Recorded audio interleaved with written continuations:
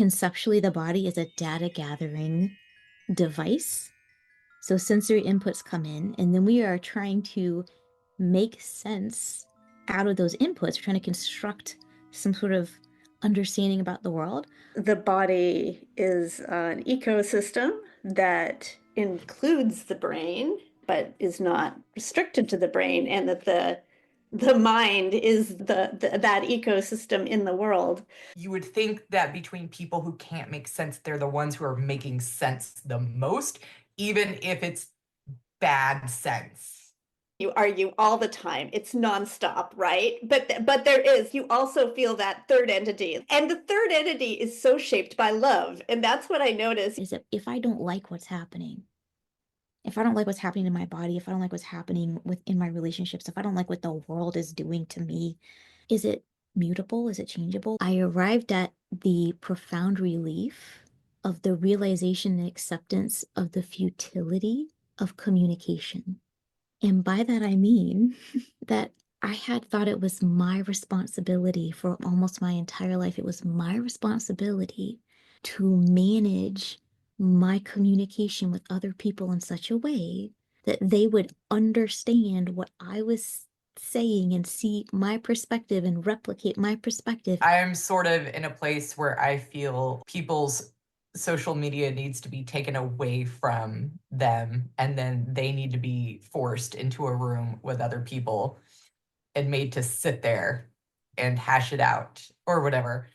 The number one thing I think that's helpful for anybody is learning how to recognize when you're hitting the end of the ramp, because the responses to being overwhelmed or overstimulated or, complexity fatigue, the responses to things being too complex is either to shut down or to go full suplex, right? People are so shaped by trauma because there is so much sense making going on, because there's such a desperate need to make sense of what's happening. And the third entity is when the dance is not any one person making choices and making decisions, but the agency is sort of in this third entity that is greater than the sum of the dancers. If we don't care enough to want to connect with each other, we do not persist in the conversation. Hello, everyone. Welcome to Love and Philosophy. Complexity fatigue, that term probably speaks for itself, regardless how you're coming to the idea of complexity. But I think I want to let this conversation be what it is, stand for itself. It's an experiment or an example of participatory sense-making, social cognition, and this idea of the third entity, which we talk about a lot here. So if you and I come together and have a conversation, there's something that is the third entity, which is us in interaction. It's our relationship as one thing while we're connecting and communicating. And we have these all day, all the time, in many different ways. We create meaning together in this way. At some level, we could even think of the entire world and every relationship, even the ones that we have as our bodies, through something like this lens of interaction. Everything is interaction. Everything is relation. I'll link to a lot of papers about that in terms of the more detailed and academic senses of all these words. But I just encourage everyone to think about participatory sense-making in whatever way that hits you right now, and what sort of sense are we making together? What meaning are we making together as a world right now, in our conversations, in what we prioritize, in what we seem to agree is important or is successful? And the ways we do that is through making sense together towards different options than perhaps the ones that are making us rather tired or rather overwhelmed at the moment. I want us to have hope, to really believe in the power of love. I don't care if it sounds cheesy. The fact that it sounds cheesy is part of the problem right now, perhaps, because making sense together, making meaning together, making life together, making love together, this is why we're here, and this is how we find new worlds that we want to live in. This is how we make new ways. And this conversation is an example of all of these things that I'm talking about with three remarkable women, Beck Todd, Shay, Welch, and Penijean Gracefire. They will all introduce themselves, so I won't give a long introduction here, but they're neuroscientists, philosophers, mental health counselors, working with brainwaves, working with philosophical texts and words, but very concerned with the idea of participatory sense making. And this is a very rich conversation, a very real conversation. It's not always optimistic, but it's authentic and with a lot of heart. And I hope you enjoy it. Thank you for listening. Thank you for your support. And wherever you are today, I hope you make some sense of the world with others in a way that uplifts you. So my name is Beck Todd, and for work, I am a professor at the University of British Columbia in the psychology department and at the Center for Brain Health. And my research is in the general area of cognitive neuroscience, how patterns of brain activity sort of map onto what we understand as cognitive processes like attention, learning, and memory. And I've really been interested throughout my work in how our life experience shapes us so that we see certain things in the world and don't see others. And as a result of seeing them or hearing them, that we perceive some things and not others of all the things that are in the world. And by perceiving those things, also think about them, remember them, learn about them in certain ways. And so I think that's something that's interesting on a lot of different levels. And lately I've been very interested in studying something that in adults has not been very well studied, which is how the dynamics of our interactions with other people actually shape what matters to us and therefore what we actually perceive of the world. And I think that is the area where in different ways I overlap with both Penijean and with Shay. And you also have written some really beautiful articles which talk a bit about that work and about their work, which I'll definitely link to. So I do. I write a Substack newsletter where I kind of think out loud about the things that really interest me and have the privilege of interviewing interesting people like the people here today. It's actually very good writing too. I think you must be a journalist in your other life. But I was a journalist in this life, actually. Oh, in this life. Okay. Even closer. Myself is that this is my second career before I went back to school actually in my 40s. 30s. I turned 40 in grad school. So in my late 30s, I went back to school. But before that, I was working as a choreographer, a contemporary dance choreographer, and a journalist writing about the arts. So that was my previous life. We share that we both went back to school in our 30s at least. So yeah. Shay or Penijean or whoever wants to go. Penny, that was right into you. Well, all right then. Yeah. My name is Penijean Gracefire, and I'm a licensed mental health clinician who specializes in neurotechnology. And part of the reason I went that direction is that anyone who has sat on a couch across from a person on another couch and attempted to exchange information can probably recognize the inherent limitations in that informational exchange with another person. And so my core interest has been, how do I data gather about how people work and how they construct their kind of unique individual experiences of their environments in their world, and then communicate that to other people? And what are the actual possible tangible, measurable, observable data points about human function can we actually gather to try to match the narrative that people develop for themselves and talk about? And so for me, that ended up being neurotechnology. Can we measure brain activity and what it's doing to give us insight into how people construct that lived experience that they then try to communicate to each other? Wonderful. Penny, did you not want to say what your company is or the name of your fancy? I also founded Brainstar Innovations, which is a research and design and consulting company specifically around helping to bring newer, maybe more, let's just say we're trying to take advantage of the actual advances in technology that we have to bring products to a wider accessibility and affordability level so that anybody can look at their brain and actually look at the information and do something with it.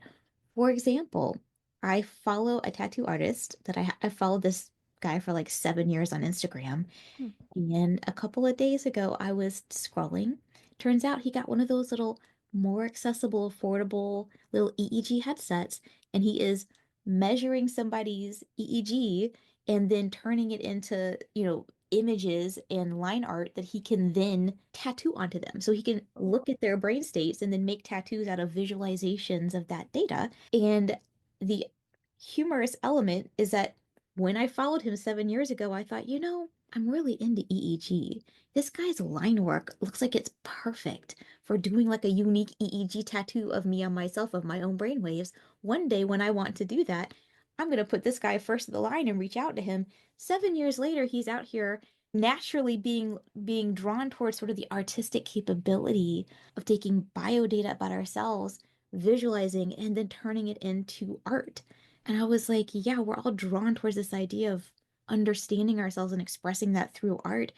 And as the technology becomes more affordable and usable, more people are like, yeah, I would love to find out what's going on with myself and express it. Yeah, and just for if there's anyone who doesn't know what EEG is, maybe you could just really quick. Sure. Yeah. So EEG stands for electroencephalogram. In electrical, enceph is brain, gram is picture, Instagram. So it's a picture of the electrical activity in your brain. Most people have seen the little squiggles, maybe on TV or like a medical drama show, or even potentially in real life. We're essentially measuring what the brain is doing at any given point in time. And over the last 20 to 30 years, the and analytical programs we have to turn those little data points into significant meaning that's representing like human function experience has really just rocketed. So we're at a pretty fascinating point in like human capability and development where we can understand things and have insight about things that wasn't possible even 20 years ago. Absolutely. Yeah. Okay, Shay. Okay. I am the glue that holds us all together, or at least that got us stuck together. I am Shay Welch. I'm an associate professor of philosophy at Spelman College. I do all kinds of weird things that range all the way from like feminist ethics to public art to the cognitive science aspect of it. And so there are two sides of my research right now. So like one side of it is related to the participatory sense making, which I assume that we'll talk about the way that bodies can communicate between each other purposefully through the use of public art in public spaces. And that's where Penijean and Beck got involved with me, because Penijean was running EEGs on people while they were watching the artist perform. And then Beck came in and helped me do some experiments and some ethnography work. And then we were talking about the neuroscience of it all in terms of the participatory sense making. And then my work also relates to both of them in another direction, which is that they're both interested in the ways in which the brain figures out what matters to themselves in interaction with other people. So like how interactions with other people determine the way that people see the world in terms of what is valuable to them for shaping their own lives. And so I use that information to also talk about the reciprocal nature of how that works, about how people are subject to the treatment of others and then see the world in a certain kind of way, and then that boomerangs back and they start to enact the world in a certain way that, especially in trauma cases, which Penijean is also related to, that can cause disruptions in the ability to have a symmetrical comprehension of the dynamic. And so then you have people who can't make sense of each other because one person's worldview has been shaped in terms of what matters or is significant through a traumatic lens. And then so it just kind of boomerangs back and forth where there's just disruptive attempts to make sense between each other, and is typically constantly resulting in failures of communication and abilities to make sense. So I guess I take more of like the ethical interpersonal aspect of what Beck and Penijean do. So it sort of starts with Beck being very science, neuroscience brain, and then Penijean gets more interpersonal, and then I'm literally at the applied ethical interaction stage. So we make a nice line between each other in terms of a direction. So all of you together can solve everything. The three of you have everything. Yes, naturally. With enough wine. We'll all be waiting.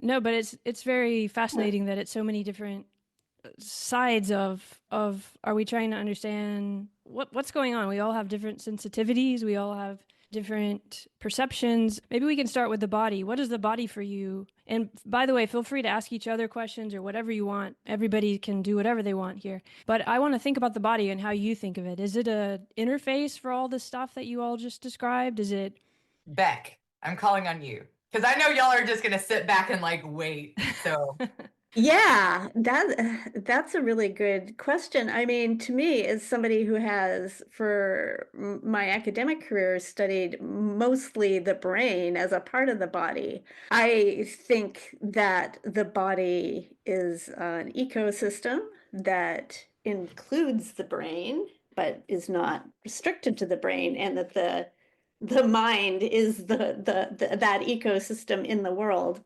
So I think of the body of being a certain level of ecosystem that contains maybe smaller micro ecosystems, of which we can think about the brain as one of those, but again, not as an isolated one. And then that ecosystem, of course, that is the body, is embedded in larger ecosystems of culture and family and the more than human world. It's embedded in all of these. So I see it as being sort of one scale of ecosystem within nested ecosystems at different scales. Is it kind of the ultimate ecosystem, or not ultimate, but if you're thinking about sense making and participation on the most kind of normal level, even dance, because we separate the body into all these different senses and it's all categorized into many different ways. But in just an everyday interaction, is it our way of being in that situation? Or the word interface comes up a lot, but I wonder what that really. It's so wild because I'm literally sitting here going, I'm trying to find another word besides interface. Yeah, I hate that word. That's why I was hoping someone would say Right, no. But it does kind of, because it's this place, as Beck just was saying, like we could look at any sort of membrane, right, as an interface and all these different nested levels. But I guess I'm trying to get into, someone mentioned, I think Shay, you talked about how you were looking at the EEG recordings while someone was watching a dance performance. I think you and Beck are also doing something like that, of thinking about a performance and what was happening there. So are you thinking of it as you're trying to understand this body in relation to this external world? Are you trying to understand the inside and the outside? Or how can people understand what's really going on here? So the whole time that y'all are talking and y'all are saying things like ecosystem and interfaces, I'm just thinking like a wet sponge that just goes out into the world and it's just kind of like leaking affect, and then it's like absorbing affect, and then you can squeeze it and then it just leaks more affect. You know what I mean? It is like, so like in my mind, there's like this wonderful little like cartoon shaped body that's like swirling in colors.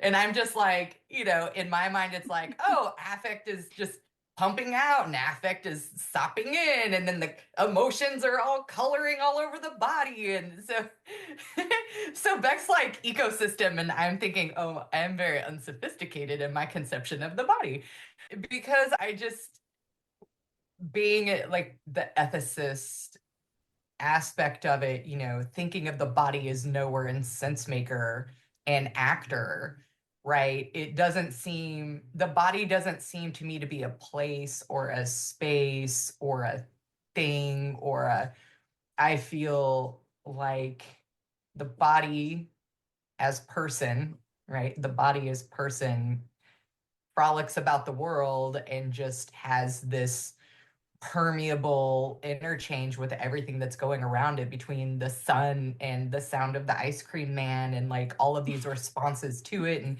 sending it out. And it's it's like dogs are barking when you're walking by and the wind is blowing into your eyes. And like, and I'm just thinking of like the person in the body, and like everything is making sense on the body and through the body and then coming out of the body. And so for me, it's just this big whirlwind that's going around having these whirling interactions with other bodies. And that's, That's good. That's messy. And that's good you brought that up, because there's not these little nice, neat loops like the ones we draw in pictures of all these kind of things happening. It is very messy, but we're not stuck in our bodies. We're not stuck in our heads. We're not in the world, or I think it's everywhere. I mean, we're in the world, and I mean, we have a head.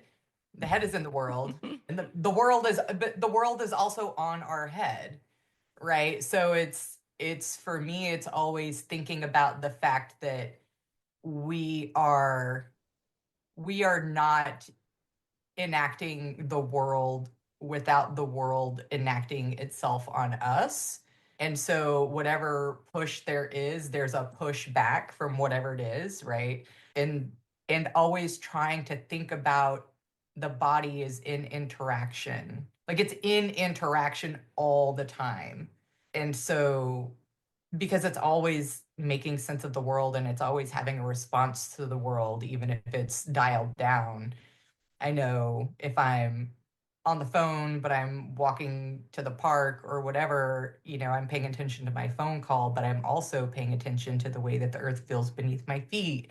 And I'm also paying attention to the ways in which the wind is blowing. And I'm also, I'm paying attention to all of these things, and all of those things are talking to me at the same time. I have so many different interactions going on with my body. I think sometimes our body is so enacting in relation with the world in so many different ways that it's almost incalculable and can't calculate the extent to which we're literally in interaction in our spaces, right? So I guess, and I don't think that it's messy. I think that it's ginormous and exciting, right? So I think of it in this really bubbly, kind of exciting, dynamic way instead of like concerns for all the leakage. But when Penijean, I have this like French way of saying your name, sorry. Penijean. Penijean. But when you can actually sort of, you can measure, is that the right word? Sure. These frequencies, these brain waves of a person. So how do you see that? That's because there's some modulation, right? There's something, the way that I'm going to be in the world and what you're going to measure that's happening to me when I watch Shay dance or something, when I watch Shay, the aerial dancer, is going to be different than Beck. So what's that? Or is that right? Is that what you see in your work? I am going to appropriate Shay M. Beck's phrase, participatory sense making, and redeploy it in the way that I would potentially use it myself. So, if we're going to break down the concept of making sense, then sensory inputs come in. Conceptually, the body is a data gathering device. So sensory inputs come in, and then we are trying to make sense out of those inputs. We're trying to construct some sort of understanding about the world. And I think for a lot of us, it's quite true that we don't do purposeful, intentional evaluation or data gathering behaviors to actively, intentionally participate in the ways that we make sense of the world. And so I think for many of us, there's a lot of understandable bandwidth difficulty. So many things are happening. There's so many data points. We can take in a lot of sensory input simultaneously, but at some point we have to then select or choose what to prioritize or what to pay attention to and what to engage with when we shift from I'm taking stuff in to now I am responding and I am attempting to make sense back to you. I'm participating in the sense making, and now you are going to have a sense of me, and then you were going to try to make sense of that, and then you're going to try to express something back, and then we participate together in making a third, so as we are constructing our own experience, constructing experience for other people, constructing experience together, and trying to communicate about it, as I break down those concepts, the thing that always stands out for me is how much we intentionally inquire, do data gathering, ask questions, and then attempt to purposefully construct how we make sense out of things and what that means. And so when we're taking something like EEG and trying to understand, make sense out of how the brains work, what is your brain capable of doing? What insights does looking at electrical brain activity give us? Everything I'm doing is very inquiry driven because I, as an individual, am an incessant question asker who has just attempted to leverage being an annoying kid into a career. And so when I listen to Beck and Shay talk about this very corporeal, physical, invested interactive experience they have with the world, I reflect a little bit on how one of the things that's very helpful in a therapeutic rapport building approach is to genuinely ask somebody sort of towards the beginning of trying to interact with them and understand what's happening mental or physical health wise, is to ask them, if I were to ask you to physically point at the place where you exist, like you are conceptually, there is a you that you conceptualize, physically point where you exist. I have had such a wide range of answers. Can you But share one or two? now, I'm definitely going to share. Before I share, if we were to do that now, if y'all were to physically identify where your sense of yourself exists, where would you point? I don't think I can point. It feels like because I've been doing this, feel your whole body thing. Every single one of you had an initial immediate reflex response to that idea that you inhibited and didn't share and are now thinking about. If you were to just go back to that first initial impulse you had, what was it? Your whole body, you said? For me, it was my whole body because I've been trying to do this meditation where I feel myself as my body. So that's lingering in me, where you actually feel your body as it's living. You can almost feel the energy in all of your body if you put your attention on it. The attention awareness thing is what changes that, I think. But what about Beck? Yeah, almost the same, my whole body, but also a little bit of electrical field around it. Okay. And then I guess mine is like this zoom through like my fingers and my hands. But so it's like, where do I exist? But it also probably makes sense with my like nerve issues because I have nerve sensations that just like go through my fingers up and down my legs into my toe. Like, so, and it's kind of, Beck was like the electrical field, whereas like even like right now, I just feel electricity like circulating through my body. So I think that like I don't have a spot. I am electricity. So yeah, so mine's just like racing around, which is cool. It's like a little racetrack in my body of like electricity. So that's good. So what about you? By the one who asked the question, do you have, does it always the same answer for you, Penijean? So it is, interestingly. Okay. For me, I exist up here. It's probably about 2 feet to the left of what I would consider my head to be. Like this is, I didn't expect that answer. That's fascinating. Here's what's interesting, and here's part of why I ask these types of questions, right? Is because the way that we consider an orientation response, a lot of what we do, like cognitively and subcortically and subcognitively to try to interact with the world, is parts of our brain are trying to track what's happening around us to do that data gathering and also to prioritize what's important for like attention or survival or social interaction, whatever. And so all of us have a very visceral kind of lower brain orientation response that can be impacted by brain injury or trauma or a lot of other things. So the idea of like where like that proprioceptive conceptualization, where am I in space? Where are you in space? What does that mean? I'll ask a lot of people put their hands on their belly and say, I'm here. Some people will say chest. I've had throat. I've had full body. I've had I don't exist in my body. The description of I'm a field around my body. Like people will say really different things. They usually come in, some relational language because I'll say, but you'll notice that I phrased it point at a location in space. I didn't say point in your body. I didn't say, I leave it very general, and then people interpret that in different ways. So the way they even interpret the question, because I said point and you said I can't point. It's Right. my body, right?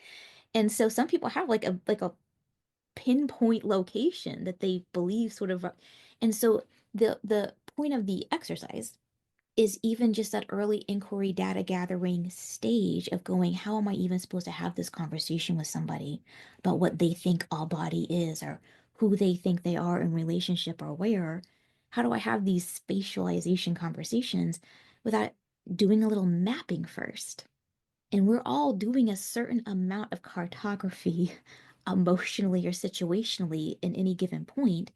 And so the brain mapping, which is what we call it, is us literally doing some data gathering and then trying to lay that information out in kind of these analytical frameworks to then make sense out of what we're looking at, right? And I think that the whole reason I went on this arc, it was the participation, the participatory element of the sense making, is that I don't think all of us are maybe the level of map makers that we have the capability of being.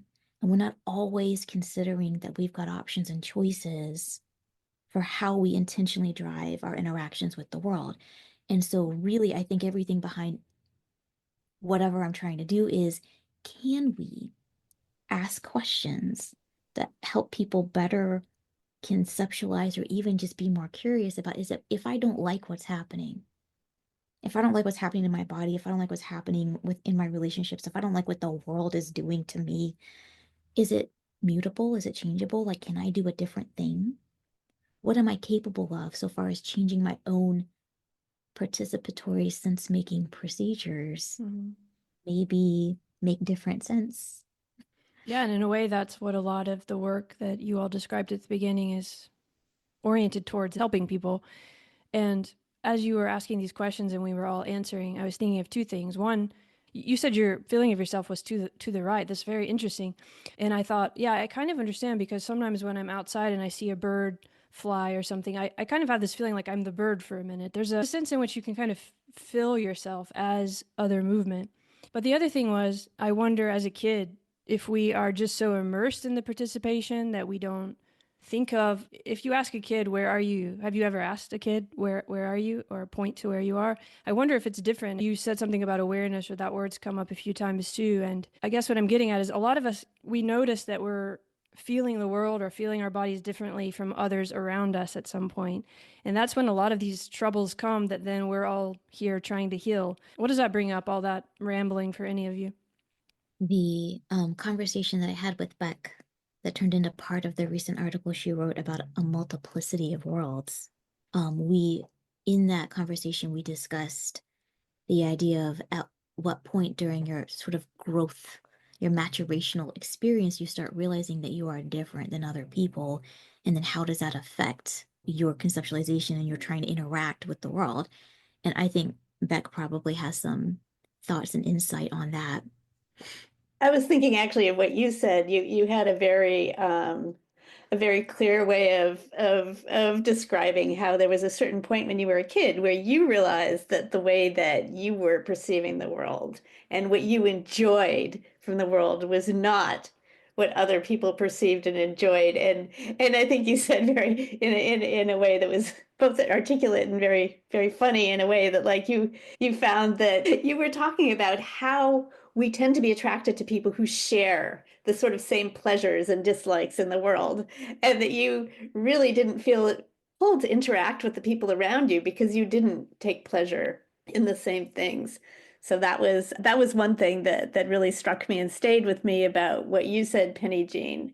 The other thing, and I think a lot of us probably have very similar experiences.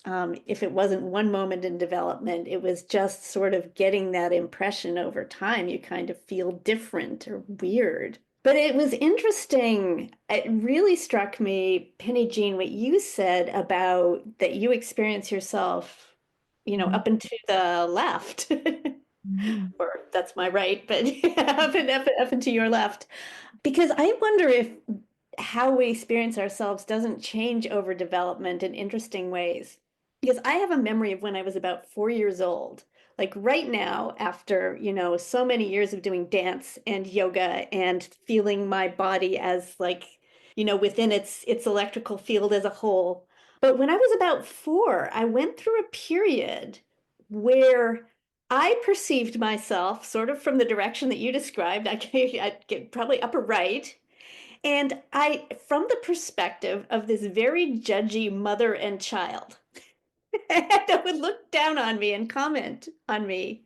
And later, when I grew up and studied developmental psychology, I realized that that is about the age where you're developing this sort of very, very explicit theory of mind, right? Where you know that other people have a perspective on you that is not your perspective. And that's when a lot of shame develops and stuff like that. So for me, it was this very literal, and the mother and daughter came from, I think my mother had this book called Mothercraft. And in it, there was this Oh, wow. photo of this judgy looking mother and daughter. And that was what I somehow was viewing myself from their perspective. And, Wow. that was a brief period. I think I don't know about before then. I don't have a lot of memory before then. After then, I did seem to find myself located much more in my, first person body.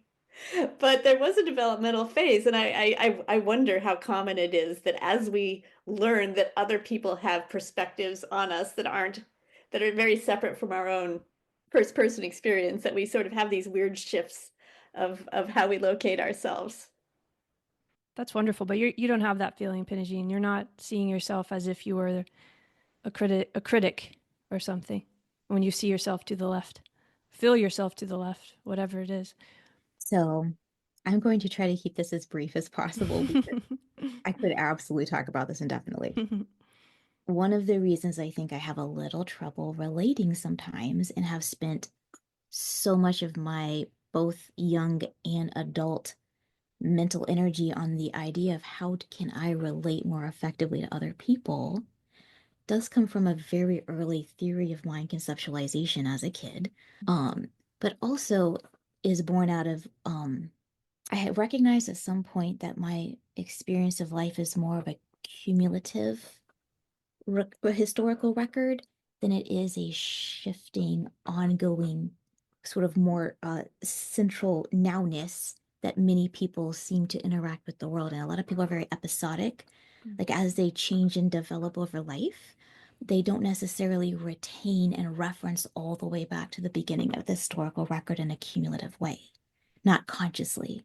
And I think the fact that I do that, that I remember things from when I was 6 months old, 1 year old, I have distinct sense memories from very early on that I haven't lost over time, and everything accumulates for me. There are two things that come out of that that I think are in some ways useful, in other ways does make it more challenging for me to kind of relate to people in helpful ways.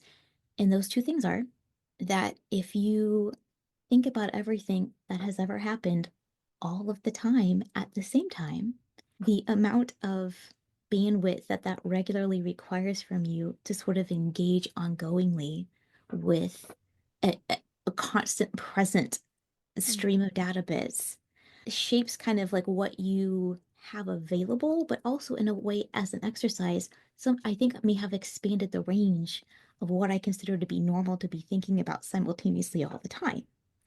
It took me a little bit of effort to understand that that's not like everyone's not working with this big historical matrix regularly as just like a background hum. The second reason that I think this is has kind of shaped everything is because as I realized people don't typically do this, that they sort of move through their lives, they change, they develop, and it's sort of they have episodes or eras, as the kids say. I'm now entering my era of um because I don't sort of live in a period of eras, there's this long geological record. That also means that I'm having trouble sometimes sharing experience with other people. And so if I try to talk about things and I say words that make no relational sense to how other people experience the world, then communication is not achieved.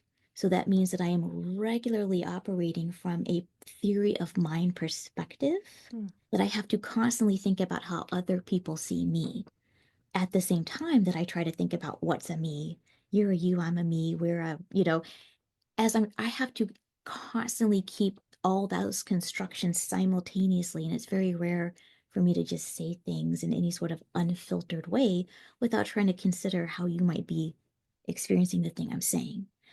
So I genuinely can't live in my body if I wish to interact with other bodies, because my natural interaction style would be unintelligible to most other people.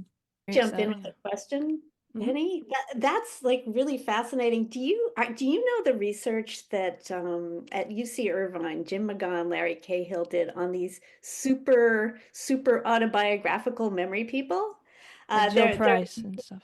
Yeah, there are these people who like it sounds a lot like you described. They can like any day, you name a date, they can tell you what they ate, what they wore, what happened. And that they don't, the idea in cognitive psychology and cognitive neuroscience before these people, before researchers became aware of these people, is that we need to forget. We forget for a reason because we don't have the bandwidth to retain it all. But now it appears there are people like you who do retain it all. Are you that extreme in that you can remember, if I could say, July 17th, 1983, that you could remember it? Or are you just like very high bandwidth? So it isn't that extreme. In fact, it's not numerical, right? Like a lot of people do, like when you ask most people, like, tell me what was happening to you in seventh grade. Like people will block their eras out into grades, or when I had which kid, or, where I was in my schooling. And so like where we lived geographically, if we moved around, most people have ways of blocking out those eras in their life history, right? I don't really have a good blocking mechanism because it's all just sort of the same thing. And then I use an inquiry mechanism to go in and attempt to like just emerge whatever I think a salient data bit that I want to go back and retrieve is. So for me, it's almost always conceptual and very rarely that static, I ate this color apple on this day, right? It's every apple I've ever eaten merges into concepts of apples into infinity. Now, I say that. I think this is part of the reason that my friendship with Shay has lasted as long as it has and has been as helpful and interesting as it has been, is because I'm a very visual memory person. And I'm like a strong visualizer. And Shay and I recently, through trying to kind of work on visual aids for educational purposes together, have learned that the way I visualize and the way she visualizes are very different. And I really, like every 2 months, every 2 weeks, I'm constantly discovering things I didn't realize about people in my immediate vicinity, and then having to update the mechanism for information processing. And so even just a recent conversation with Shay, where she was going, explain this brain map to me. And I was like, yes, it's so simple. Just look at the map.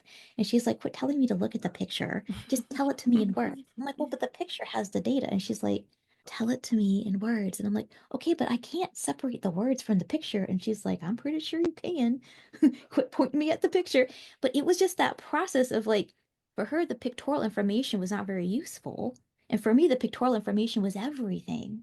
And us trying to meet in the middle about what was the genuine like concept in between those two conceptual, that was like actually tremendously useful for me. And I'm having experiences with people around me who are really very intelligent and expressive and analytical, but they're not processing and holding content in the same way I do.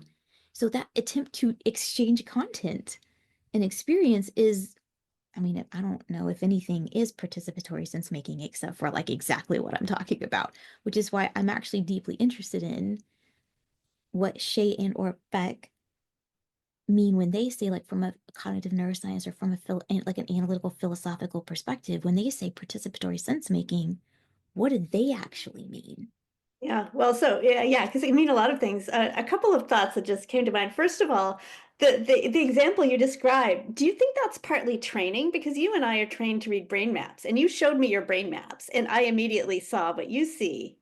But Shay is trained in philosophy. She's trained in a very verbal. I just the training is a different way of thinking. So it's just like you and I have the same like years of looking at brain maps and talking to other people that look at brain maps, that when we look at brain maps, we see certain things that are not going to be apparent to somebody who's spent years training in a whole different other way of thinking.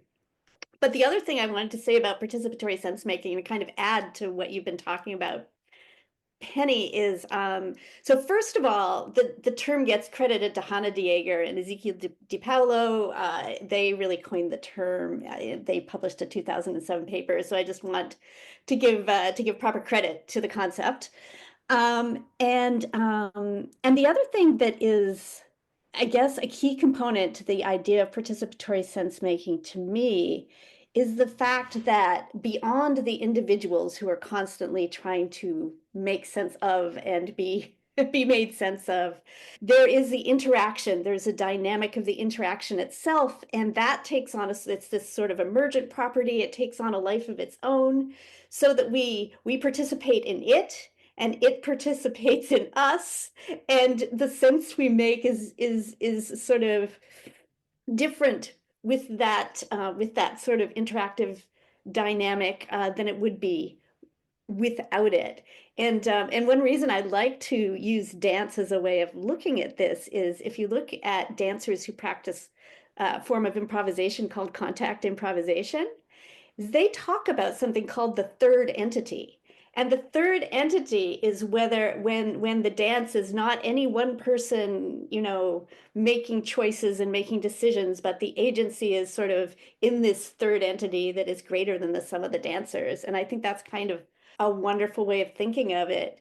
And when you talk about when you think about that in relation to say an audience and a performer, you can think about and it can be on a highly conceptual level, but also a very embodied kind of pre-reflective level, which is where I tend to focus on looking at it. So that you could, for example, measure coordination between brain waves, between heart rates, between movement patterns, between that person in the audience and the performer, and see the degree, to see the frequencies on which they resonate and don't resonate. I'm interested in looking at how these different patterns of falling in and out of coordination, maybe shape our attention, and they shape what matters, and by shaping what matters, shape our attention. And that's something that's been pretty well studied in infancy, between dynamics between infants and caregivers and how it shapes what they attend and care about, but not so much in adults. So that's just sort of a layer I wanted to add on to what you described. And again, you look at it it sounds like your experience is very, very conscious and very explicit. You have access to what's going on at all of these levels. Whereas I would say, just taking myself as an example, I have very, like ADHD, poor attentional resources. I don't have the bandwidth to do that. So like I feel like a lot of my engagement in those levels is much more pre-reflective, just because I don't have the bandwidth for it to be reflective. I think I was going to add on to that. The thing about the brain map is like, that's just an example. It's not about training. You can't show me a visual cue. Like when people use PowerPoints during presentations, I have to close my eyes or turn away from it. Like if you give me anything visual, it causes me like literal distress. So Penny and I were having quite a traumatic exchange. It was a very long exchange, and I was getting very like distressed. And Penny was like, look at the picture. And I was like, Penny, please stop telling me to look at the picture. I can't look at the picture. I was like traumatized. I was like, stop showing. And she would like send me more pictures. And I'm like, Penny, stop. Why are you being so mean to me? And it's like this weird thing because Penny and I are very similar people. and we have very similar histories. And if you can tell, our communicative styles and our affective styles are polar opposites. So you have like Penny and me in a kitchen, and I'm all over the place, and I'm hyped up, and I'm all arms swinging around everywhere. And then Penijean is just sitting on her stool, and she's gathering data from the things that I'm talking about. And she, I throw things in the air, and she plucks them out. She sorts them. And it's like this weird thing where I'm throwing things at her and she's trying to organize them, and I'm like, stop it, Penny, and she's like, Shay, it's okay. We're gonna make sense out of this. It's gonna be, and I'm like, but we can't make sense out of it if you just keep moving it around. And so that's just, she and I will just sit there for hours, and it's like, that's how we interact. And it's like chaos. It's, Beck, I think you saw this with Anne Marie and me. I tend to, and Penny Jean saw this, the way that I partner up with people who are more organizational. And so we have these sort of really chaotic interactions that are fruitful and like fully thriving in terms of making sense. And anyone from the outside would be looking at it and being like, y'all are not making sense in any sort of way. So this third entity aspect is really interesting because it really does exist as like an envelope in a certain sort of way of like the whirls of interaction that's happening, that's enveloping both participators or more or whatever. And when you have people, I tend to think people who have different styles probably make sense together more successfully because there's so much intentional effort that has to go into the communication, and it has to be based on a desire to sustain the interaction, right? And so if you're just with somebody who's your own vibe, a lot of things are just flying loose, right? Just escaping these sort of like loose and chill vibing like I can talk about Penny and mine's interactions more specifically in ways that like my friend Carlton will come over and we both just like chill, and he like scrolls through Instagram and I color or something, and like we just vaguely chat at each other, and it's kind of a super chill. But I couldn't tell you anything about any of our interactions, like what's going on. And so I do think, and this is the interesting thing about trauma, is I think that people are so shaped by trauma because there is so much sense making going on, because there's such a desperate need to make sense of what's happening, and that the person or environment that would be enacting the traumatic context has such a need to ignore the sense making interactions, right? So it's this weird thing where there's so much investment in the dynamic that you would think that between people who can't make sense, they're the ones who are making sense the most, even if it's bad sense. And then in the sense of good sense, like, so you use the example, so I've only seen you and Penijean interact virtually, but I have seen you and Anne Marie, who is an engineer, a friend and collaborator of Shay's, who's an engineer, very rational, very organized, interact. They both calm me down. They're both my like Penijean and Anne Marie are my anchors. They're the ones who keep me. They step in when I start to spiral, and they just like yank me down. Very So important.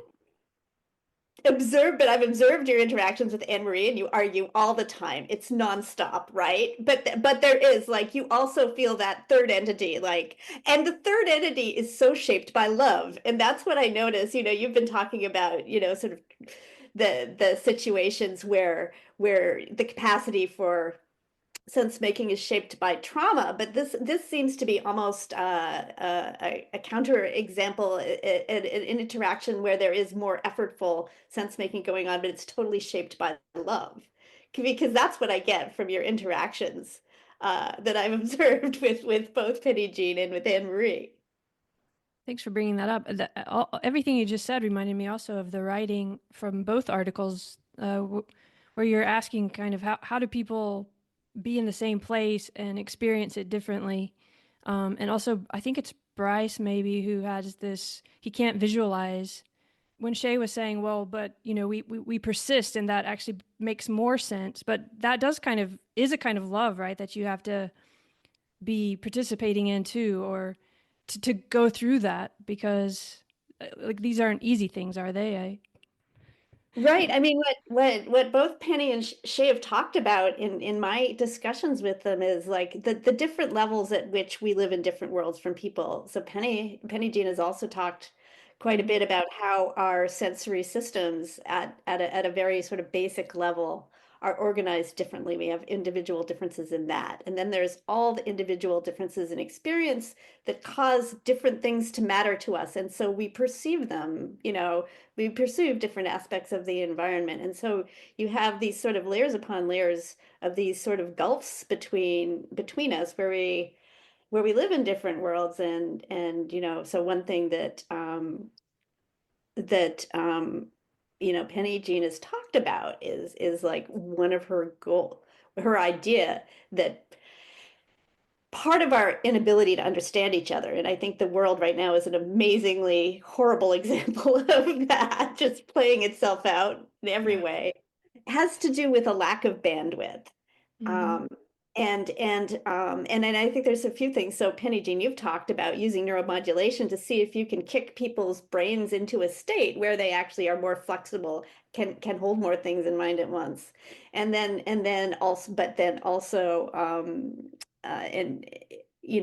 but there's also the idea of like at the level of interacting with people, I think the idea that there does have to be a strong will to make sense together.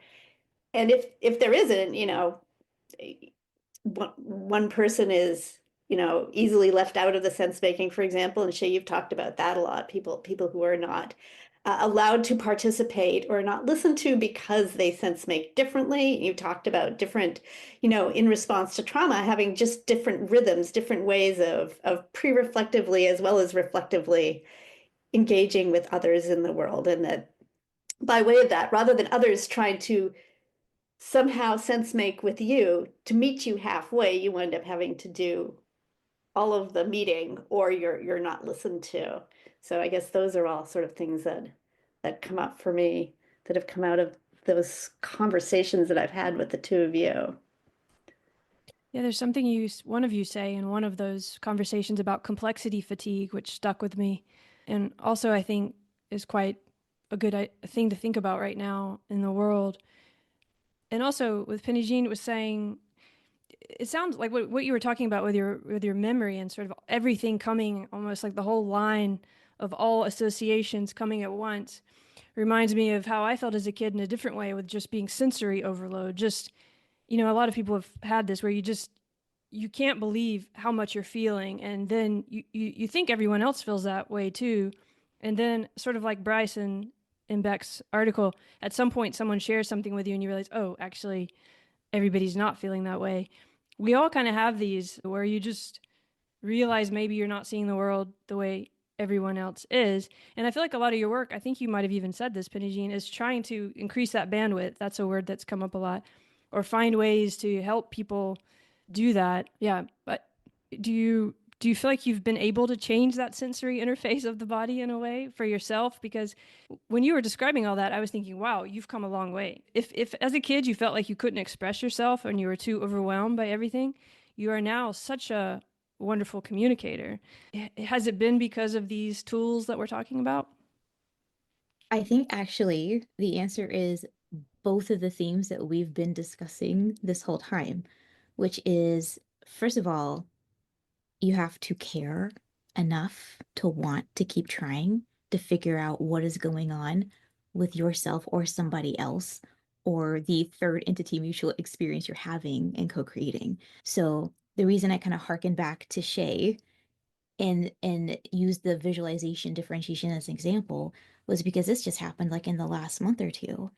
And what it illuminated for me was my sort of ongoing over reliance on visualization and visual data, like my PowerPoint addiction, right? Like if I'm going to communicate things to people, I'm going to show them pictures, and pictures are worth 1,000 words, right? Everybody likes a good picture. And so I had been really kind of relying on this as a way to communicate complex data. I thought I will simplify complex data so it'll be easier for people to absorb it.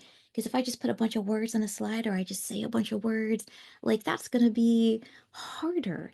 And then here comes Shay with a completely different hierarchy of processing needs and capabilities, where the thing I was assuming was going to make it easier and reduce complexity fatigue absolutely stressed her out. And so the reason I say that, first of all, the caring and the curiosity has to be there first before anything else works, is because if we don't care enough to want to connect with each other, we do not persist in the conversation. But even if we care, we still have to have some capability, right? And so Shay and I did actually have what was like a 3.5 hour conversation where I'm trying to tell her stuff. She's trying to tell me stuff. I'm like, why isn't it working? She's like, why are you doing this to me? And so, like, at some point during the conversation, I went to myself, this isn't working. Shay's telling you it's not working. You need to listen to her and understand what you need to do differently. And I had to really confront, because I think of myself as a pretty flexible, adaptable, updating as an ongoing mechanism, think about everybody else, like hold all the possible futures, reference all the possible past, and at some point come up with the thing that's going to achieve communication and connection. Like this is the whole vibe, right? And Shay's like, you are not doing this on a fundamental level with me. And I had to stop and go, okay, this thing that I think I just do, like as easy as breathing, actually, I can't seem to do. And what I think is a really simple way with her, what is happening? And that just even my willingness, her willingness to keep reiterating, and my willingness to finally, ninth time she says it, go, okay, what's happening?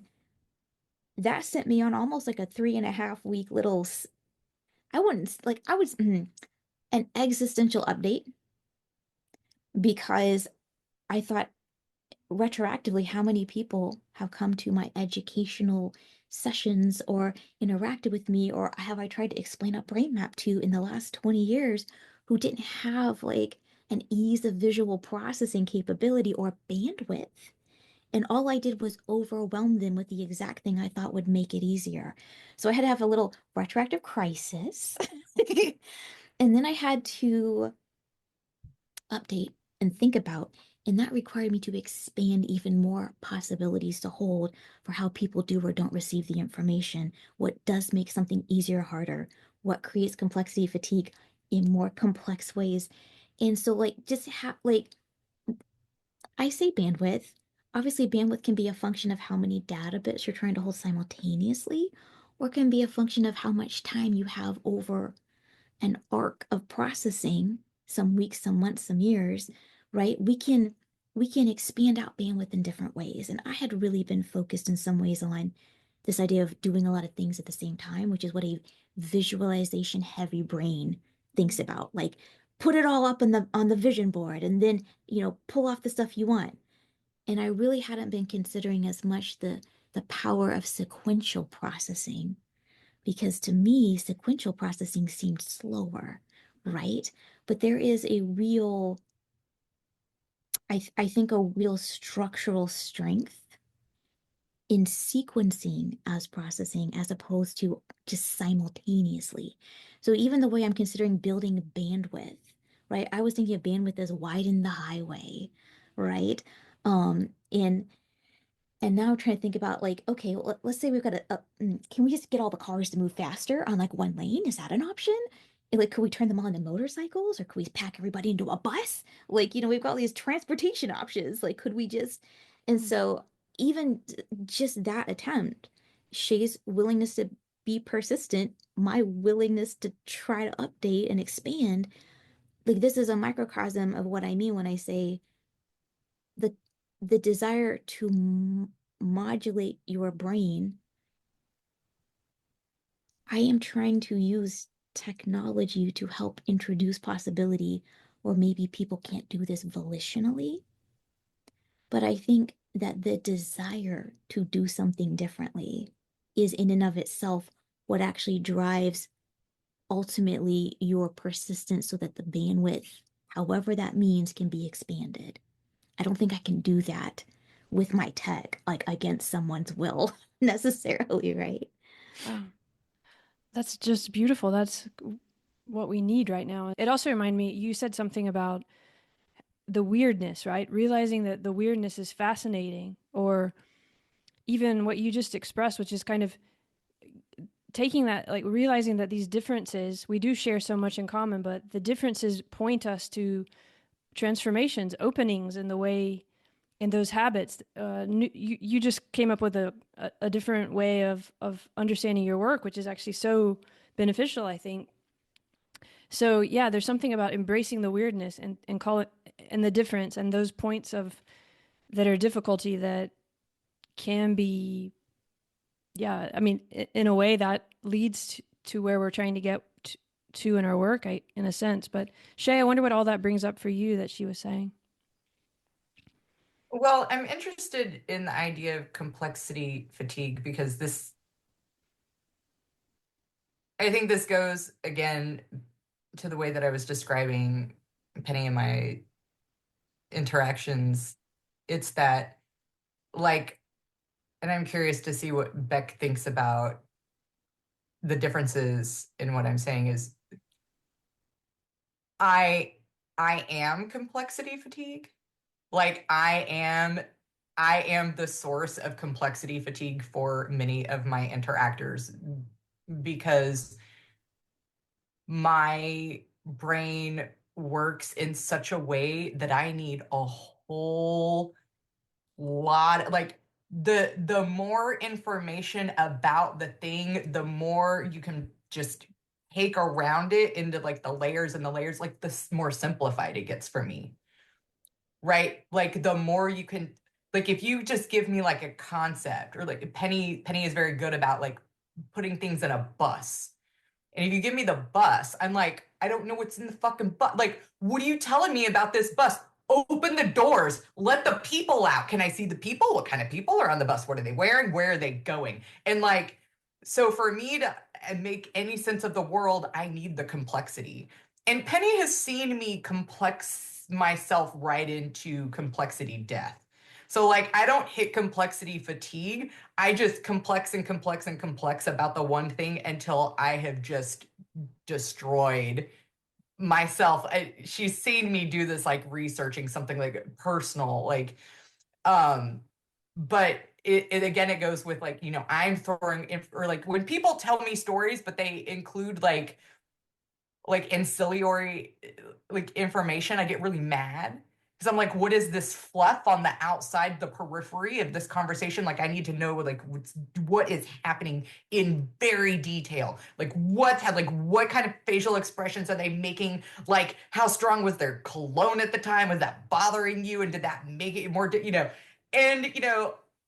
and I'm just like, build it up, make it complex, give it to me so that I understand it, so I know it. That's how you simplify it, is you make it deep. And Penny's like, shut up. You're throwing all of these things at me. I'm plucking out as few things as necessary. I'm weeding out and I'm putting them on, like I'm putting the bus on the highway. They're gonna put the highway somewhere. And so and I can see like both mine and Penny's ways of interacting, the way that our brains work, are nonsensical to probably other people's even conception of bandwidth. Because I'm told that I give too much detail when I think that that detail is necessary to understand that thing. And then Penny does a thing where she doesn't give enough detail because she thinks that she's giving you the most simplified form, and then that is its most comprehensive state. And then other people talk to both of us and they're like, I don't understand you. And we're both like, why doesn't anybody understand me? I don't understand it. I'm so clear about what I'm feeling and what I want.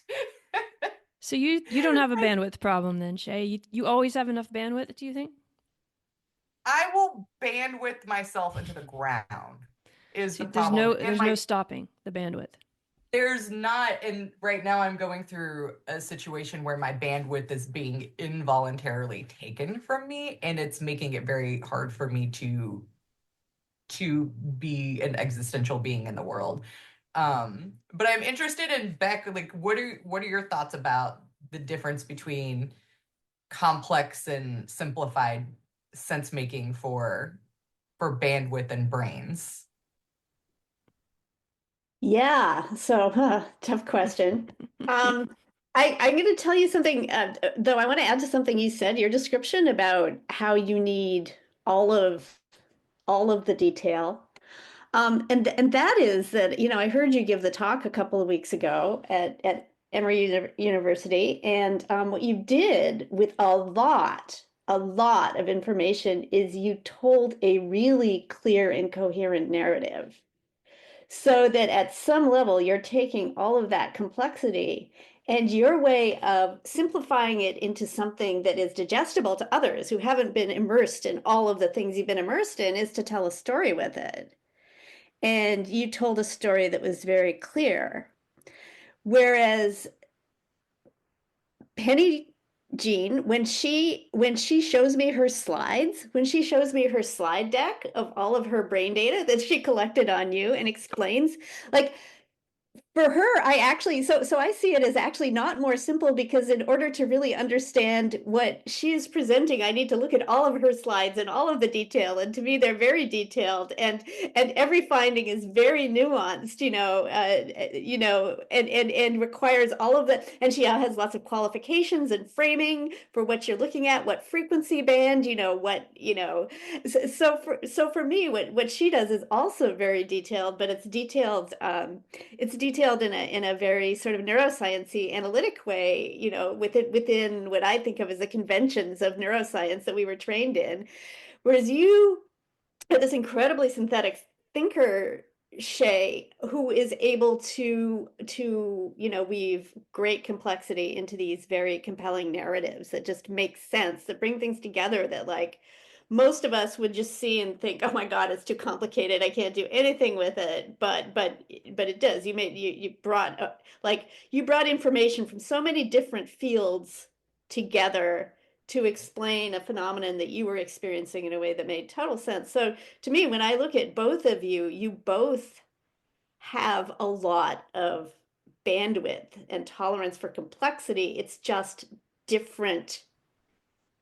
Like you handle it differently and you have different styles and you have different ways of distilling and simplifying it, but you both have immense amounts of bandwidth. And in talking about the brain, this is something that, again, Penijean has described. I think a lot of that comes down to the flexibility of your sort of brains, say they're large scale networks, right? These sort of networks of groups of brain regions that tend to sort of just dance together in particular configurations, but like any dance, they hook and unhook, right? Like different systems will like do-si-do and dance with one system and then dance with another system. I think that the more flexibility these systems have in sort of reconfiguring themselves, then probably the more bandwidth you can handle. So if I were to like do a deep case study of the two of your brain networks in different situations, you would probably both show a lot of flexibility and capacity to reconfigure. And when I understand some of the stuff that Penijean says she would like to do with neuromodulation, that it would be to enhance that capacity in people in general. And Shay, when you say you're having that capacity involuntarily taken away from you, that's probably reflected in a lack of your usual flexibility in brain networks to sort of to dance with each other. I don't know if that answered the question or not, but that kind of struck me. There's one thing, I don't know if we're going to get a chance to talk about it, but when I visited Shay in Atlanta, we played Penijean with one of your neuromodulation devices. It was a little thing we put on our earlobes and zapped each other. And Shay was feeling a lot of physical pain at the time, and she was putting it on and loving it. And I put it on and felt really, really nauseous. But I wonder if you can describe like what was that neuromodulation device? What was it doing? And why did we respond so differently? Sure. So the one you guys were experimenting with was a prototype. A colleague of mine is developing essentially an electrical stimulation device that is designed to simulate the physical sensation of rocking. And the theory is that there's a lot of different ways we're talking through how to basically describe this to people, to do some research, to do some investigation to like what people are experiencing as a result of some electrical stimulation somewhat lower in the brain. You put something on the earlobes and the electrical circuit kind of connects through that lower brain, right? And so the purpose that he's trying to achieve is the idea that there's all this research about how like a sense of rocking, like that physical movement, proprioceptive sense of kind of rocking back and forth. A lot of people do that to self-soothe. They will do it to relax. They will do it to try to reset. When they're under distress, you'll watch people like rock almost to sometimes when they hit certain thresholds of stress or distress. It's a very reflexive thing. And so this idea of I'm out in a boat or I'm in a hammock, or what are things we do that simulate the movement in the womb? Like what are the natural physical movements we can generate that help us to reset perceptual and emotional states? So his little device is meant to kind of stimulate the same proprioceptive sense of almost like rocking back and forth without you having to necessarily physically do it with your body. However, what's interesting about that is some people put it on and try it and they were like, I immediately feel more relaxed. Or they go, I feel seasick. Like I almost feel like nauseated. Like I'm not, like I'm on a boat. Like I don't love it. Like, I mean, people have a variety of responses somewhat based on how do they physiologically, you know, perceive that stimulation, like in their body and their sense of proprioceptive movement. So it's still kind of in testing and development. Shay got the prototype to be sort of an early alpha tester. And I also was actually really a little impressed and surprised by how rapidly Shay reacted in a positive way to that stimulation, because I like the majority of people I've tried it on have had maybe within like the first 10 to 15 minutes, like some noticeable relaxation response, but Shay's was almost instantaneous. And that again sort of changed the way I thought about how her brain processes information, because her presentation to the world, while being very sort of, you know, inquisitive and interactive, also is a little bit resistant, like because of, which I can relate to, because of like past experiences where the world has come in a little too much too often when we didn't love it.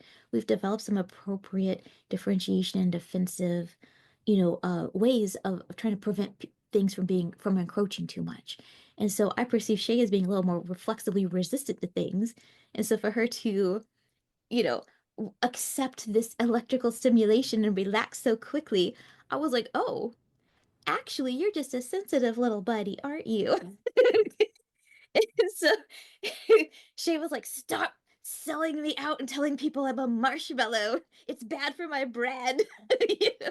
But like watching people interact with these different types of like sensory experiences and technology, it literally gives us these insights into like, because we're all trying to present certain ways to the world, and we can't always verbalize or don't even always realize that what that information says about us to other people and how they interpret. So watching how we receive or don't receive types of neurostimulation, or interactions with neural behavior that we can't always verbalize or explain, is I think just an untapped wealth of information and insight into each other that I am kind of fire hosing myself with right now on every front. Yeah, it's like, what are those routines and how, Beck, I like what you said about there not being one kind of bandwidth, or I'm not sure how you said it, but there's different bandwidths that we all have, and we can sort of open each other to a whole other kind of bandwidth in a way. And it reminds me of, I think it's something in your writing or in one of all of your dialogues where you say there's no right way to perceive the world, and also that speaks to what Penijean has been bringing out about that, we can help each other find different ways of noticing how we are different and opening, like those differences becoming sort of portals or something. But Beck, I mean, we've talked about Penijean and Shay a bit, but I feel like you hold the space very well for all of this, at least in your writing. And I wonder if that was a journey for you to be so open to so many different kinds of perception. It doesn't ever seem to, you seem to be okay to open the space further and further. Maybe I'm projecting, but. So that's a really interesting a question about being sort of holding space for other ways of being. I think it's been a long and gradual journey for me, but I do think it probably has its roots in my hippie childhood. As Andrea knows, my dad is an ecologist and is very, very interested in listening to the more than human world, I think, and that's something that actually the next Substack piece I want to write is participatory sense making with the more than human world, and I'm talking to people who interact with landscapes, with plants and non-human animals as a form of participatory sense making, extending that idea. So I think a lot of that goes back to that, and then just through my own life experience of being in a family where there's a lot of neurodivergence but growing up in a time where that wasn't a thing, right? You were just weird. And so just the way the whole dialogue culturally has grown along that has been, for me and my family members were like, oh,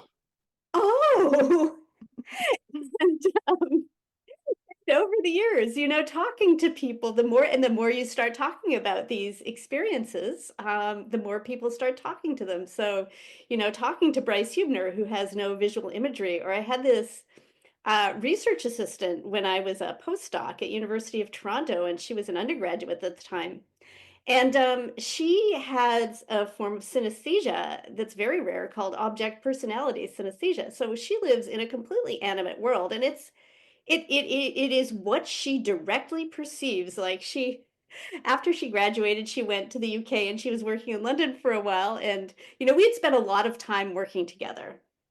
So I was pretty familiar with her way of experiencing the world, just because we had gone out of town to do research together, stayed in the same hotel, spent a lot of time just talking. So she called me, she's like, I don't have a lot of people I can tell about this, but I feel so bad. I came in after work and my feet were sore and I yelled at my shoes and I feel so bad. I hurt their feelings and I didn't mean to. And she was in tears. She felt so bad because her shoes are being, and she's not crazy and she's not making it up. She's been studied by psychologists. She's very consistent. And that's the one she lived in. That's the friend you write about, I think, in one of the things. Yeah. I think I read that study of everything is alive. I mean, it's really true. Yeah. Yeah. So I've been blessed in my life with, and I've always been attracted to people, probably because, because that's who I feel most comfortable with. But I've always been attracted to people who perceive the world in a different way. And I think what both, in cognitive science and in our culture at large, or at least there was a window in our culture at large, maybe closing at the moment, where we were talking more and more about this, that was permission to really become much more aware of it. Yeah, if anyone has anything to say, feel free. But also, before we go, I want to come to that idea of where we are right now, because again, someone in all of your conversations that I've looked at and read talks about this binary mindset and how if you're not thinking in more than 3 points at once, I think you say, it's usually just because you're overwhelmed. That's where that complexity fatigue comes in, and I think you kind of talk about you're just trying to help people be able to deal with whatever's coming in enough to open up to these perspectives, because like you said, Beck, I think that's where the real life is, and that's where we all of us have felt weird in some way at some time. and trying to open that up in that space of love that we were talking about with Shay and Penijean, finding that. I just wonder what your thoughts are right now in terms of where we are in the world, how you've been able to do that to yourself, give yourself that kind of love, to let yourself see yourself in some of the ways that we're talking about here, but also just if you have any thoughts about how we can do this in our daily lives wherever we are on all these sides right now. I would love to hear that from all of you. The number one thing, forget like fancy neurotech and all of the cool stuff we can do with all of the things we developed and innovated as an intelligent species. The number one thing I think that's helpful for anybody is learning how to recognize when you're hitting when you're hitting the end of the ramp, because the responses to being overwhelmed or overstimulated or complexity fatigue, the responses to things being too complex is either to shut down or to go full suplex, right? For people who aren't familiar with wrestling as the world of entertainment, suplex is a move where you basically pick somebody up and slam them into the ground, right? And so the majority of the time that when people feel overstimulated or overwhelmed, we either shut down and withdraw to avoid being harmed, or we expressively act out or lash out and we potentially harm. Now, obviously, people have very different thresholds and ideas about what it means to harm and be harmed, right? So the idea would be, even though I know we've got different concepts of what harm is, some people feel quite harmed if you yell at them. Some people feel quite harmed if you ignore them and give them, the cold shoulder treatment. Some people are like, yeah, what's yelling? That we just did that in my family as normal dinner time conversation. Like, I'm not going to be mad at you till you stab me. And some people are like, like the occasional stabbing, a little light stabbing among friends. What's the big deal? Like, we've got different thresholds for what it means to harm each other. And so the idea of being able to go, I am starting to tap out. I'm starting to get too overstimulated and too stressed out. Why can I, like, what is there any way to expand my own capacity to manage myself? Almost for everyone, it's going to be, checking to see how you've managed your resourcing. Did I sleep? Did I drink water? Have I had food? Was it real food? Or was it like stuff shaped as food that just made me more stressed out and worse? Right? Just being able to manage, like, I have a limited amount of energy and an effort to give. And this is something we all knew, or theoretically we know about children. If you don't feed them, if you don't water them, if you don't nap them, we expect them to behave poorly, to get overwhelmed, and to have meltdowns. And then we think because we got older, that doesn't apply anymore, except we're still the exact same organisms, just bigger. And now our meltdowns send us to jail or end us up in divorce court, right? Or get us fired. And so it's still that same principle of we're little biological organisms and we've got to be fed and watered and rested and repaired, or we really can't interact with people on even sort of a bare minimum level.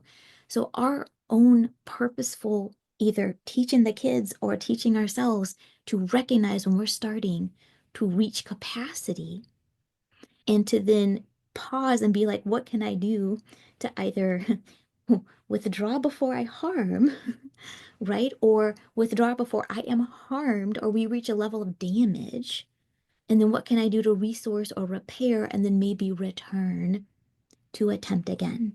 And I think just being able to recognize where we are on the ramp and make appropriate decisions is like a basic life skill we all sort of maybe talk about in reference, but we don't always consider in practical physiological ways. And I don't think we're teaching kids that, how to do this. Like, are you upset because your brother's being too loud? Which is a real thing for a lot of us, let's be honest. Are you upset because your brother's being too loud? Or are you upset because you need to pee and you've been holding it and now it's physically uncomfortable? That is taking up 97% of your self-soothing bandwidth. And your brother clinking his toys together isn't going to make you homicidal if you just go pee and come back. Like, these are sort of basic things, right? But we don't really consider that as like a practical strategy every day for interacting with the world. And I think anybody can learn that as a bandwidth expander behavior Hmm. without all the fancy stuff that I do to try to also neuromodulate to expand capacity. Yeah. That's a good point. It's also that awareness of thinking in these ways that you're presenting up. Just knowing we can think like this and that we all are experiencing the world differently. Beck or Shay, do you have any comments to add to that or advice for how to deal with complexity fatigue? How to love yourself and others? I don't know. I'm in a very pessimistic place right now on successful interaction between people. So I'm sort of in a place where I feel people's social media needs to be taken away from them, and then they need to be forced into a room with other people and made to sit there and hash it out or whatever. Because I think the inability or the move away from intercorporal sense making has led to the devolution of our ability to make sense, right? So I feel like in the world right now, it is equal parts acting out and equal parts shutting down. And I don't think that people are engaging in any sort of in between. And I feel like nobody thinks that they should be expected to do anything in between. And that I feel like that perspective, that there has been a fully endorsed abandonment of participatory sense making as a society.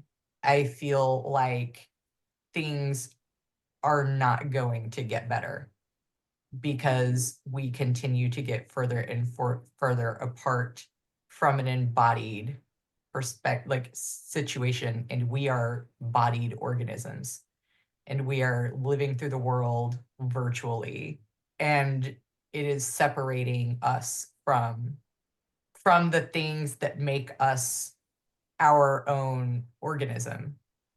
Like we lose a sense of ourself because we're always reacting to something that's not there. So I'm in a weird place. People are very, it'll get better if we just engage in this sort of like resistant behavior. And I'm like, your resistant behavior is to completely avoid the things that need to be resisted.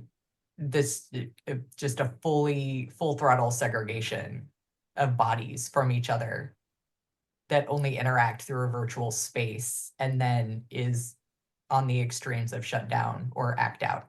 So that's I'm thinking about that a lot. So that's where I am. Yeah, so I actually really agree with you about all of that, Shay. I think I have a couple of thoughts. I think in terms of the ongoing attempt to sense make with people, given all of their huge diversity of experience and worlds we live in, I think on the one hand, that's our only hope. Like all of the voices that are outside the sort of endorsed mainstream normative voices are absolutely the voices we have to listen to now. But will we? Probably not. But that's the goal. That's where our salvation, all of the creativity for dealing with a sort of world situation, a societal situation that seems unmanageable, has got to come from all these different ways of thinking. And I think that there are ways of, I think intercorporeal sense making is crucial. And within that context, there are ways of training yourself to listen. People do it differently. They may have meditation practices. There are like dance improvisation practices where they really teach you to tune to each other's into dynamics. There are people who do it, working, with in the natural world, listening to nature. There's many ways of tuning yourself to listen, and they're out there. Artistic training of any kind, trains you to listen. But I think, as Shay says, the intercorporeal component is really crucial because when you're virtual, the stakes don't seem high. It's so easy to disengage or to go full. What's the wrestling term? Slam people on the floor. Whereas the stakes are higher when your bodies in a room together, sort of exchanging pheromones and electrical fields and gestural rhythms and all of that stuff. But then when I think this is what we need to do, I also agree. I also, like Shay, I'm quite pessimistic right now because the lure of the sort of technological isolation is so strong and so dominant right now. But honestly, there's only a certain amount of time. Like there was a headline headline the other day that the power requirements of just all of the servers serving all the tech AI needs was going to quadruple by 2030, and we can't sustain that. We're so ultimately our virtual worlds are going to collapse. And I think that we are crashing into authoritarianism. I think that there's going to be a lot of damage and a lot of death, and that probably we won't rediscover intercorporeal sense making, most of us, until, a lot of trauma has been unleashed upon the world. That's kind of where I'm at now, which is also I'm not feeling great about the state of things. It's both of you sort of did what Penijean said. When you realize when you've come up to the wall, or I'm not sure how you put it, but and admitted and stated. And so thanks for doing that. And I have to disagree a little bit, because I feel all of that too. But I also feel like what you all have demonstrated in your conversations to me and in the work I've read that all of you do, which is extraordinary in very different ways. Everyone can just go look at it. But I think that if we look at this we started with these big nested things. I think, Beck, you were saying there's all these different levels of what these systems are. And Shay said it's a big sponge and all of that. But on these big levels, this all feels overwhelming. But we can also look on the really daily levels, like that conversation that Shay and Penijean had. That inspires me. I think I can go out in everyday life, or even just who I'm dealing with in my family, and find some things like that, right? Ways to refocus what I want to have my bandwidth be and be on. And even if all the technology does collapse, those things are still there, aren't they? Or am I being too optimistic? It's not the technology collapse that I'm worried about. I think those things are very much there. It's it's the other stuff. Yeah, and that is this participatory sense making. I mean, there's a responsibility to it too, isn't there? That I don't see a lot of that actually happening in the world right now, because we don't have time to go into it now. But there's a kind of autonomy that needs to be there, and there's a kind of respect and so on to really have participatory sense making. Even just doing the work that you're doing in participatory sense making and bringing that into awareness we need a trend towards real participatory sense making, not this mediated optics only strange world we're in right now. Well, amen to that. Yeah. That same conversation that I had with Shay, and I sort of joked a little bit about having an existential crisis and update for the month or two afterward. The idea of sort of trying to balance futility and hope as just like existential states we exist in. I definitely went through the whole cycle just on that microcosm. But the reason I'm bringing this up is because I arrived at the profound relief of the realization and acceptance of the futility of communication.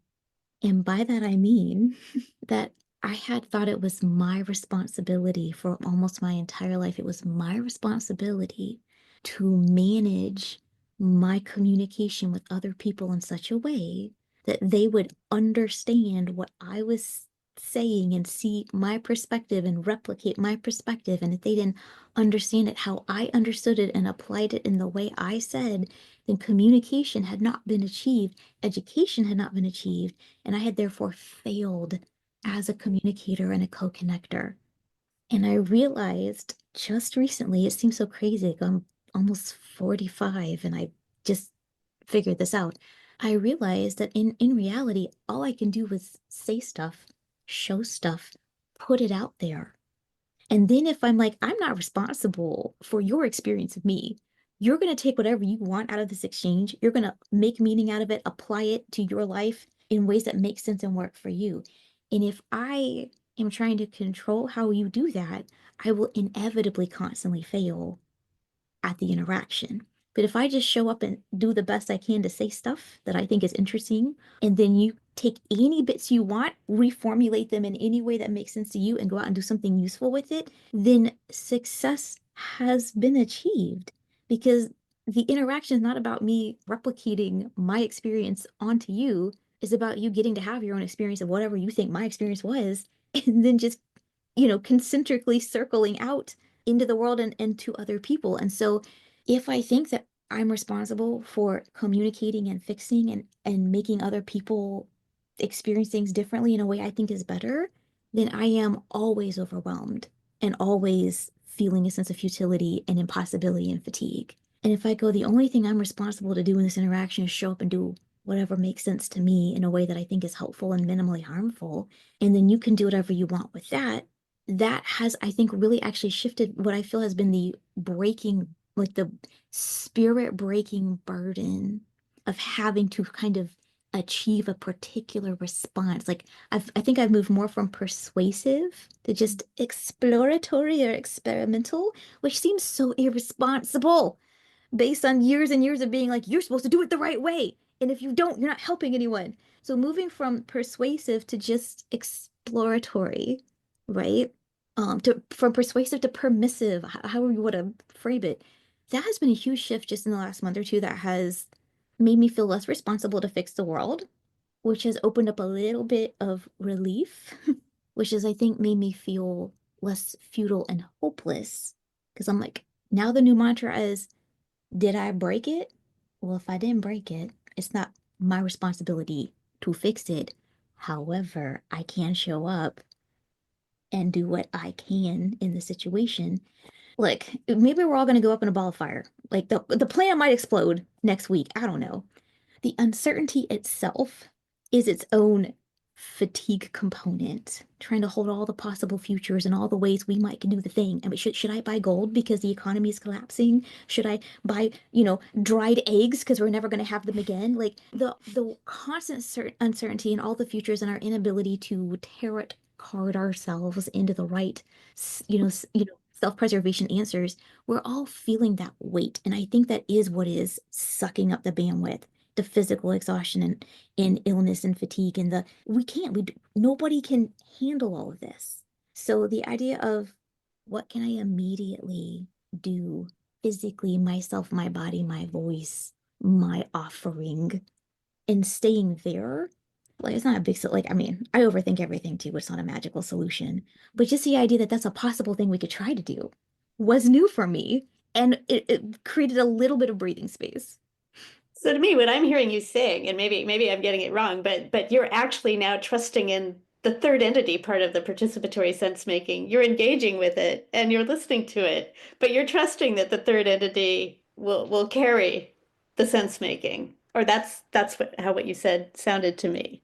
I have gone from I've got an agenda and a script and a checklist for the third entity to the third entity is its own entity and it's just going to do what it wants anyways, no matter what I show up wanting it to do. Maybe I should just stop trying to make it do what I want because that's exhausting and stressing me out. Just like, oh, you can't make a fruit fly do what you want. Like, why do I think I can make other people do what I want, right? And so like that it's not a solution to the world's problems, but it is a shift of perspective or paradigm for me on a small scale for what I'm sinking my energy and time into and how quickly I burn through it, hit the end of the ramp, and then feel hopeless and futile. So I think it's just better resource management, maybe, because I'm not flushing it down the toilet anymore for no return. Yeah, you know what I mean. Yeah, it feels like relaxing into what is. But also it makes me think of having your team too, or having people that you can be yourself with and communicate with, and because you don't have to do it alone either, I guess is what I'm saying is, you can practice this with others too. Do you practice the love with yourself and with others at the same time instead of trying to control? We definitely can't control all of this, but I do think these little things change what's possible. And the more other people, people will hear you say this and it opens up ways that they can do that. And it's weird and how quickly those kind of things can spread. So does anyone have any final comments or ideas or anything they want to say? I know it's been 2 hours now, so. Good. Shay, I hope it sounds like you've given people a lot on this conversation. So just remember that with all you're dealing with right now and whatever it may be. Thank you. It's a among friends. I'll be in touch. I hope you all have a good day there. Bye, y'all. Yeah. Bye.